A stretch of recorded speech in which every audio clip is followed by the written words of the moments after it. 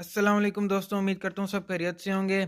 Auto electrician training course session 30 में मैं आप सबको खुश आमदीद कहता हूँ। आज इस वीडियो में मैं आपको बताऊँगा EFI auto electrician training course के वो कौन कौन से टॉपिक हैं जो कि कंप्लीट हो चुके हैं। शॉर्ट शॉर्ट करके इन सब के बारे में मैं आपको बताता चलता हूँ। चलिए वीडियो को स्टार्ट करते हैं। सबसे पहले ईएफआई सिस्टम का तारुफ बताया हुआ है कि ईएफआई सिस्टम जो है वो गाड़ियों में कब मुतारिफ हुआ। 1980 के बाद बहुत सी ऑटोमोबाइल में इलेक्ट्रॉनिक इंजन कंट्रोल सिस्टम मुतारिफ करवाया गया।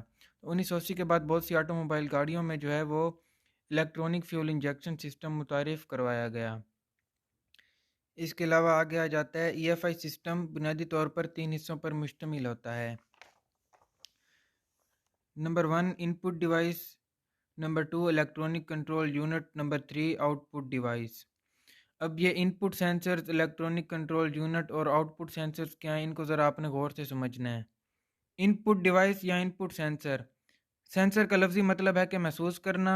इनपुट सेंसर इंजन के मुख्तलिफ पार्ट्स की मुख्तलिफ हालतों को महसूस करके मालूमात डाटा इंजन के ईसीयू को फराहम करता है। मिसाल के तौर पर इनपुट सेंसर इंजन के मुख्तलिफ पार्ट्स की मुख्तलिफ हालतों को महसूस करके मालूमात डाटा ईसीयू को फराहम करते हैं। इसका क्या मतलब है?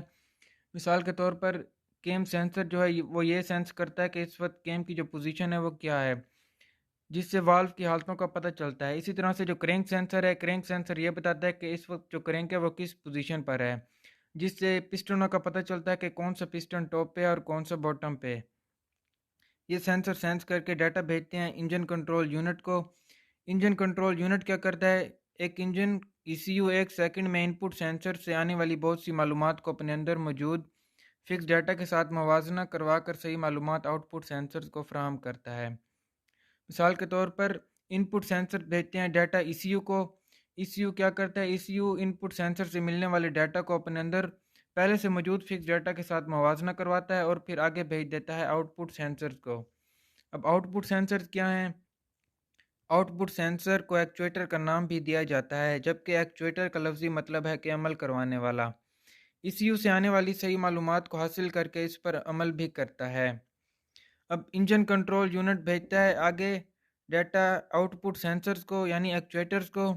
मिसाल के तौर पर इग्निशन कॉइल भी एक एक्चुएटर के तौर पर काम करती है। इसी तरह से इंजेक्टर देख लें आप, इंजेक्टर भी एक्चुएटर के तौर पर काम करते हैं। और इसी तरह से जो सोलेनॉइड होते हैं, आइडल एयर कंट्रोल वाल्व है, इसी तरह से वीवीटीआई वाल्व है, ये सारे एक्चुएटर के तौर पर काम करते हैं। अब क्रैंक सेंसर जो है वो सिग्नल भेजते हैं ईसीयू को। ईसीयू क्या करता है? ईसीयू आगे आउटपुट की सूरत में भेज देता है सिग्नल। इग्निशन कॉइल हो गई और इंजेक्टर वगैरह हो गए, इनको भेज देता है, जिससे प्लग पर जो है वो स्पार्क होता है। इसी तरह से ये सिस्टम चलता रहता है। आगे चलते हैं। Input device, input sensor. आगे ये बताया गया है कि इनपुट डिवाइस में कौन कौन से सेंसर शामिल होते हैं। एयर फ्लो मीटर यानी एयर फ्लो सेंसर, नंबर 2 पे है थ्रॉटल पोजीशन सेंसर यानी टीपी सेंसर। इसी तरह से आगे मैनिफोल्ड प्रेशर सेंसर यानी vacuum sensor, accelerator position sensor या ऐप सेंसर। आगे है जी camshaft position sensor, crankshaft position sensor, water temperature sensor, air intake temperature sensor, oxygen sensor, vehicle speed sensor, air conditioning signal या electrical load signal. आगे आ जाता है जी other sensors. तो अदर सेंसर, यहाँ तक जो है वो इनपुट सेंसर्स का टॉपिक क्लियर होता है।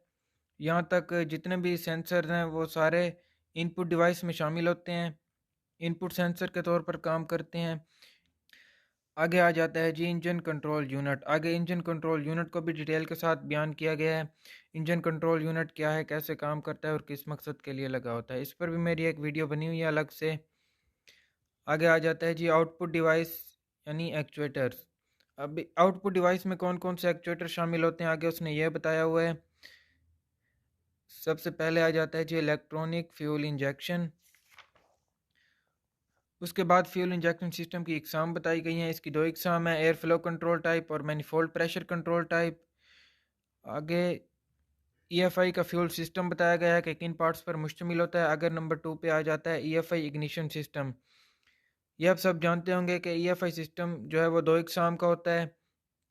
यानी electronic spark advance ignition system और डिस्ट्रीब्यूटर टाइप इग्निशन सिस्टम, इन दोनों के बारे में आप जानते होंगे।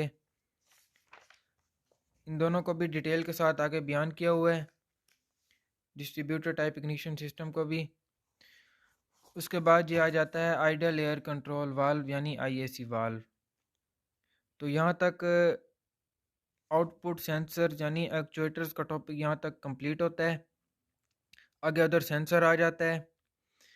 यहाँ तक जो है आइडल एयर कंट्रोल वाल्व तक मेरी वीडियोस बनी हुई हैं।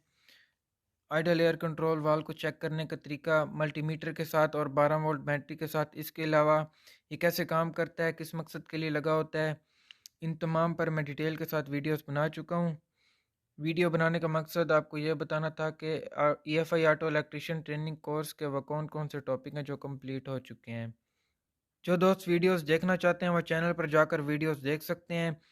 इसके अलावा जो दोस्त मेरे इस चैनल पर न्यू हैं उनसे गुजारिश है कि चैनल को भी सब्सक्राइब कर लें और बेल आइकन को ज़रूर प्रेस करें ताकि मेरी हर नई आने वाली वीडियो का नोटिफिकेशन आप तक पहुंच सके। इंशाल्लाह मिलते हैं नेक्स्ट वीडियो में, तब तक के लिए दुआओं में याद रखें। अल्लाह हाफिज़।